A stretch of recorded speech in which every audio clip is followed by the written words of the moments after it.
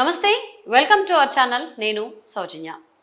ప్రొద్దుటూరులో ప్రారంభమైనటువంటి YCP bus యాత్ర ఫెయిల్ అయింది అన్నట్లుగా వార్తలు వినిపిస్తున్నాయి. ఫెయిల్ అనే కాదు, అట్టర్ ఫ్లాప్ అని చెప్పేసి చాలా మంది అభిప్రాయపడుతున్నట్లుగా మనకు వార్తలు వస్తున్నాయి.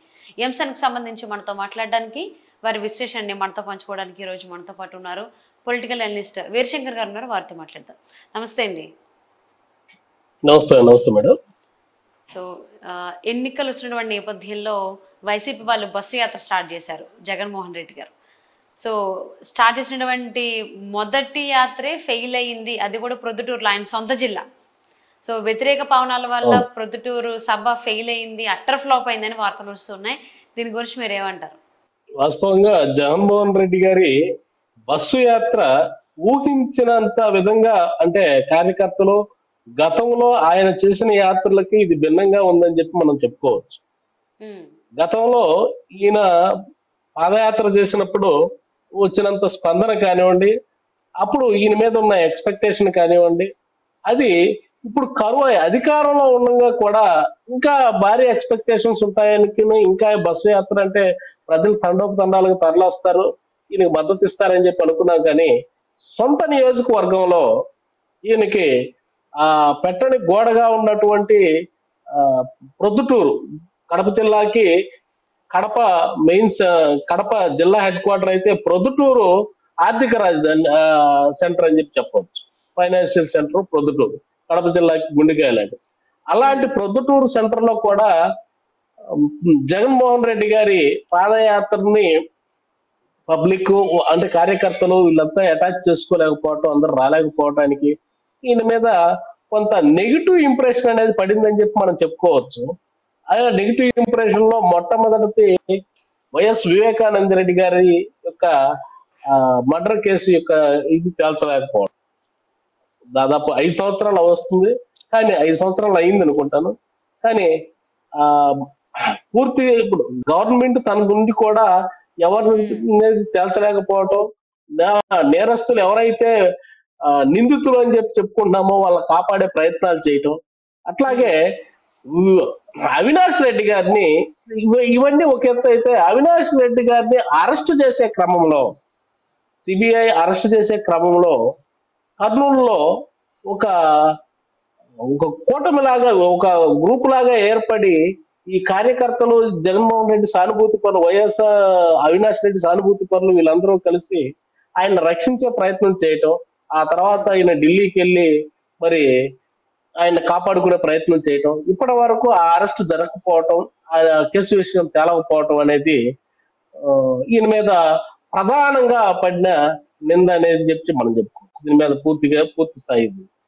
ఇంకా అనేక రకాల సమస్యలు. దానివల్ల వివేకానంద రెడ్డి గారు స్వయంగా ప్రాతినిధ్యం వహించిన పులివెందుల నియోజకవర్గంలో ఆయనకంటూ ఉన్న సొంత అభిమానుల్లో చాలా మంది పూర్తి స్థాయిలో టీడీపీకి, అంటే వెనుక నుండి టీడీపీకి మద్దతు ఇస్తున్నారని చెప్పి మనం అనుకోవచ్చు. కాబట్టి వాళ్ళంతా కూడా ఈ కార్యక్రమానికి జగన్మోహన్ రెడ్డి గారికి మద్దతు తెలిపే విధంగా లేరని చెప్పి మనం అనుకోవటానికి అది ప్రధాన కారణం.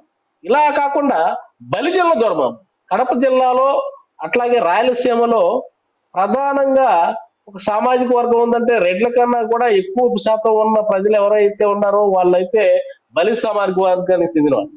బలి సమాజ వర్గానికి వీళ్ళు సీట్లు కేటాయించకపోవటం, ఉన్న సీట్లలోంచి బలిజలను తొలగించడం ఒకటి జగన్మోహన్ రెడ్డి గారికి వ్యతిరేక పవనాలు ఇవ్వటానికి బలిజల్లో ఉన్న అసంతృప్తి అని చెప్పి చెప్పుకోవచ్చు. బలిజ నాయకుల్లో ఉన్న అసంతృప్తి అని చెప్పి చెప్పుకోవచ్చు. ఇవే కాకుండా సొంత చెల్లెలు షర్మిల గారు కానివ్వండి, అట్లాగే సునీత గారు కానివ్వండి, బాబాయి కూతురు సునీత గారికి కానివ్వండి, సొంత అన్నపైనే ఈయనకి ఓట్లు వేయొద్దు, ఈయన ఇట్లా మోసం చేశాడు అని చెప్పి వాళ్ళే బహిరంగంగా వచ్చి చెప్తా ఉంటే, ఏ కుటుంబంలో అయినా సొంత వ్యక్తుల యొక్క వాళ్ళ వాదనే గెలుస్తుందని చెప్పి చెప్పుకోవచ్చు. ఇది కూడా ప్రతికూల ప్రభావానికి ఒక కారణం అని చెప్పి చెప్పుకోవచ్చు. ఇన్ని వ్యతిరేక ప్రవణాల మధ్య ఊహించిన రీతిలో జగన్మోహన్ రెడ్డి గారి పాదయాత్ర, బస్సు యాత్ర గతంలో జరిగిన పాదయాత్రకి దీనికి పూర్తి భిన్నంగా ఉంది. గతంలో అధికారంలో లేడు, అధికారంలో లేకపోయినా కూడా లక్షలాదిగా ప్రజలు తరలి వచ్చారు. కానీ నేడు అధికారంలో ఉన్నా కూడా కనీసం 100 మంది స్వయంగా వచ్చే పరిస్థితులు లేరు. పిలిపించుకున్న వాళ్ళు తప్పితే మిగిలిన వచ్చే పరిస్థితి. అది కాకుండా ప్రొద్దుటూరులో ఈయన పాదయాత్ర పెట్టడం అనేది, ప్రొద్దుటూరులో సీనియర్ నాయకులు వరదరాజుల రెడ్డి గారు. వరదరాజుల రెడ్డి గారు చాలా ఆ ప్రాంతానికి వైసీపీ నుంచి ఒక ప్రధాన నాయకుడు అని చెప్పి చెప్పుకోవచ్చు గతంలో. అంటే కాంగ్రెస్ పార్టీ నాయకుడు అని చెప్పి చెప్పుకోవచ్చు.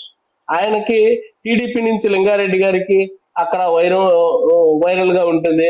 అట్లాంటిది తర్వాత కాలక్రమేణా ఆయన టీడీపీలో జాయిన్ అవటం, ఆయన శిష్యుడైన రాచమల్లి శివప్రసాద్ రెడ్డి ఇక్కడ ఎమ్మెల్యేగా ప్రాతినిధ్యం వహించటం, మొన్న జగన్మోహన్ రెడ్డి గారికి వచ్చిన ఆ వేవ్ లో రాచమల్లి శివప్రసాద్ రెడ్డి గారు గెలవటం, ఆయన యొక్క అపరిపక్వత రాజకీయ విధానాలని ప్రజలు అవగాహన చేసుకొని అంత అక్కడ సీనియర్ నాయకుడిని మళ్ళీ వరదరాజుల రెడ్డి గారి లాంటి సీనియర్ నాయకుడిని ప్రజలు కోరుకోవటం ఒకటే ప్రధాన కారణం అని చెప్పి చెప్పుకోవచ్చు. స్థానికంగా ఉన్న ఆ నాయకత్వం కూడా ఈ జగన్మోహన్ రెడ్డి గారికి అంత జనాభా రాకపోవడానికి కారణం అని చెప్పి చెప్పు. అంటే వీరశంకర్ గారు, అసలు జగన్మోహన్ రెడ్డి బస్సు యాత్ర స్టార్ట్ చేయడమే ప్రొద్దుటూరులో స్టార్ట్ చేశారు కదా, ఎందుకు అని అంటే ఇక్కడ సొంత జిల్లాల్లో ఉన్న వ్యతిరేకత పవనాలు ఎక్కువగా వీస్తూ ఉండడం, అలాగే ఓటమి భయంతోనే ప్రొద్దుటూరులో బస్సు యాత్రని మొదలు పెట్టారని చెప్పే వార్తలు వస్తున్నాయి. ఇది ఎంతవరకు వాస్తవం అంటారు? జగన్మోహన్ రెడ్డి గారు కరెక్ట్ గానే ఊహించి మొదలు పెట్టారు. ఆయన పులివెందుల్లో కానీ లేకపోతే వేంపల్లి ఆయన నియోజకవర్గం నుంచి మొదలు పెట్టినట్లయితే వ్యతిరేక పవనాలు ఉన్నాయని చెప్పి కనిపెట్టి వైఎస్ వివేకానంద రెడ్డి గారి అనుచరులు ఎవరైనా అడ్డుకుంటారేమో, మొత్తం ఆదిలోనే ఇది చెడిపోతుందనే ఉద్దేశంతో ఈయన ప్రొద్దుటూరు నుంచి అయితే మంచి సానుకూల పవనాలు ఉంటాయి, నాయకులంతా కలిసి వస్తారని చెప్పి అనుకున్నాడు. కానీ పులివెందుల్లో కన్నా కూడా ఇక్కడ వరదరాజుల రెడ్డి గారి రూపంలో ఈయన్ని ప్రతిఘటించారు. జనాభా రాకుండా ఈ మీటింగ్ సమీకరణం జరగకుండా ఉండటానికి ఆ అడ్డంకి అనేది వరదరాజుల రెడ్డి రూపంలో వచ్చిందని చెప్పి మనం చెప్పుకోవచ్చు. అట్లాగే ఇక్కడ బలమైన క్యాడర్ ఉంది టీడీపీకి, తెలుగుదేశం పార్టీకి ప్రొద్దుటూరు పక్కనే సీఎం రమేష్ గారి ఊరు. ఆయన గతంలో టీడీపీకి ఇక్కడి నుంచి ప్రాతినిధ్యం వహించాడు, ప్రజెంట్ బీజేపీలో ఉన్నాడు. కాబట్టి ఇక్కడ రామసుబ్బారెడ్డి గారు, గతంలో టీడీపీలో ఉన్న రామసుబ్బారెడ్డి గారు, వీళ్ళంతా లింగారెడ్డి గారు, ఇంతమంది నాయకులు, లోకల్ గా ఒక ముస్లిం నేత కూడా ఉన్నారు. వీళ్ళందరి సపోర్ట్ తో ఇక్కడ ప్రొద్దుటూరు అనేది టీడీపీ కైవసం కంచుకోట అని చెప్పి ఇప్పుడు చెప్పుకోవచ్చు. అట్లాంటి చోట జగన్మోహన్ రెడ్డి గారికి ఆదరణ కరువైందని చెప్పుకోవాలి. ఓకే, సో అంటే ఆదిలోనే ఇలా వ్యతిరేకత మొదలైంది అంటే మరి రాబోయేటువంటి రోజుల్లో చాలా బస్సు యాత్రలు చేసేటువంటి ఆలోచనలో జగన్మోహన్ రెడ్డి ఉన్నారు. మరి అవి సక్సెస్ అవ్వచ్చు అంటారా, లేకపోతే ఫస్ట్దే అటర్ ఫ్లాప్ అయింది కాబట్టి వచ్చేటువంటి కూడా అలాగే అటర్ ఫ్లాప్ అయ్యేటువంటి అవకాశాలు ఎక్కువగా ఉన్నాయి?